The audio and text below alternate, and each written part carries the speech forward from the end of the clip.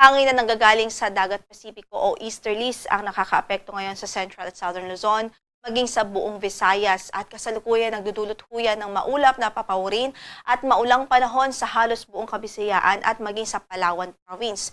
Kahit sa mga kababayan natin dyan, huwag kong kalimutang magdala ng payong saan man ang lakad natin sa araw na ito at mag-ingat na rin ho sa mga posibilidad ng mga localized na pagbaha o localized flood. Samantala dito sa Metro Manila at natitirang bahagi ng Luzon at maging sa Mindanao, asahan natin ang maaliwalas na papawirin na kung minsan ay may mga pag-ulan, dagli ang pagbuhos ng ulan dahil sa mga isolated thunderstorms. So any time of the day, pwede pong makaranas ng mga panandali ang pagbuhos ng ulan dahil sa mga pagkidlat at pagkulog. Samantala, update sa minomonitor nating bagyo sa labas ng ating area of responsibility. Huling nakita ito sa layong 1,735 kilometers silangan huya ng Eastern Visayas. Naglaya lakas ng hangin umaabot sa 55 kilometers per hour near the center at gustiness na umaabot sa 70 kilometers per hour. Nasa tropical depression category ito sa ngayon at kumikilos west-northwestward at 35 kilometers per hour. Wala pa po itong direktang epekto sa anumang bahagi ng ating kalupaan. At sa kasalukuyan, hindi pa po ito nagdudulot ng epekto sa ating weather condition at sa sea condition dito sa ating bansa. Pero maigting po natin itong minomonitor dahil once na pumasok po yan ng ating area of responsibility, mataas ang chance ang magti-trigger o mag-e-enhance po ito ng southwest monsoon o habagat na siya pong magpapaulan sa malaking bahagi ng ating bansa by Sunday until early next week. Based sa latest po na track na ipinalawas po natin, makikita nga po natin na sa mga susunod na oras sa araw ay continuous lang o tuloy-tuloy lang po ang paglakas nitong bagyo. Maaari po na by Saturday evening or Sunday morning ay pumasok na po ito sa ating area of responsibility as severe tropical storm o kaya naman ay typhoon.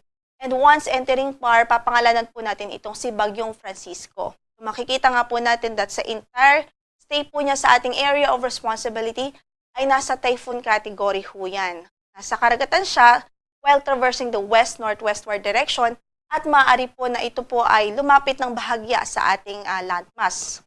Bago po ito tuluyang mag-recurve at tuluyang lumabas o lumayo sa ating area of responsibility. Pero hindi pa rin po natin inaalis ang tsansa ng landfall scenario. Kahit mas maganda po ay magantabay tayo sa magiging update ng Pag-asa dahil hindi natin inaalis or niro-rule out ang tsansa ng landfall scenario dahil sa proximity nitong bagyo at lalo na't mahaba po ang ating lead time at may mga kinoconsider pa tayong uncertainties.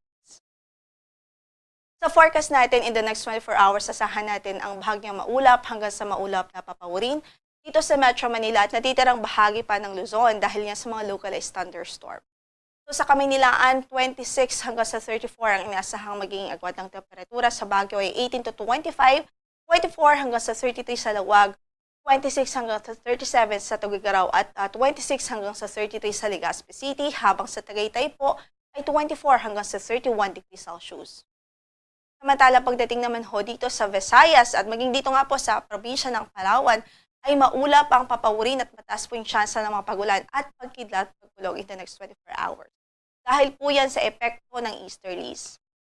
Sa Tacloban, 27 to 33 ang inaasahang magiging agwat ng temperatura, 25 hanggang sa 33 sa Iloilo, 26 to 33 sa Puerto Princesa City, 26 to 33 sa Kalayaan Island, sa Zamboanga ay 26 hanggang sa 33 degrees Celsius, 25 to 32 sa Cagayan de Oro at 25 hanggang sa 34 degrees Celsius naman po sa Davao City. Sa kasalukuyan ay wala po tayong gale warning na nakataas sa namang bahagi ng ating mga baybaying dagat. Panayad hanggang sa katamtaman ang magiging pag-alon ng ating karagatan.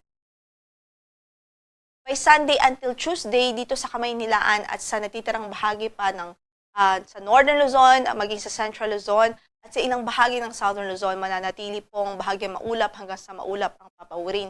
But by Tuesday, dito po sa Legazpi City o sa silangang bahagi ng Southern Luzon, asahan natin ang maulap na papawirin at posibilidad ho ng mga pag-ulan dahil sa epekto ng sa habagat o sa southwest monsoon na maaari pong ma-enhance dahil sa presence po nitong si Bagyong Francisco sa paparating ho na bagyo. Samantala, by Sunday until Tuesday, dito naman sa Visayas, makikita nga po natin mataas po yung tsansa na ma-retain po yung maulap na papawirin at mataas sa tsansa ng mga pagulan at pagkidlat pagkulog simula Sunday hanggang Tuesday dahil po sa habagat. Samantala sa Metro Davao, Cagayan de Oro at Zamboanga City hanggang Lunes po inaasahan pa rin ang maulap na papawirin at mga pag-ulan. Pagkidlat, pagkulog din dahil po sa epekto ng habagat. Pero by Tuesday, naasahan nating mag-i-improve ang weather doon sa Metro Davao at sa Cagayan de Oro. Habang sa Zamboanga City, maaaring ma-retain pa rin ho ang maulap na papawirin na may mga kalat-kalat na pag-ulan at pagkidlat.